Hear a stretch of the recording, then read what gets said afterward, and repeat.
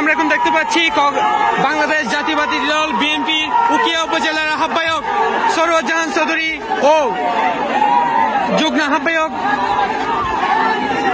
সুলতান মাহমুদ চৌধুরী এসে উপস্থিত হয়েছেন এবং বেশ কয়েকটি ছাত্র প্রতিনিধি এবং যে বিভিন্ন দলের যে নেতৃবৃন্দ উপস্থিত হয়েছে আজকে উখিয়া থানায়। যে আপনারা জানেন চাকরিচ্যুত হুজুরদের যে প্রতিবাদ, তাদেরকে বিনা কারণে গ্রেপ্তার করা হয়েছে। তাদের শান্তিপূর্ণ কর্মসূচিতে পুলিশ লাঠিচার্জ করেছে। দেখতে পাচ্ছেন উখিয়া থানার বিক্ষোভ, স্থানীয়দের বিক্ষোভ, দেখছেন কিভাবে তারা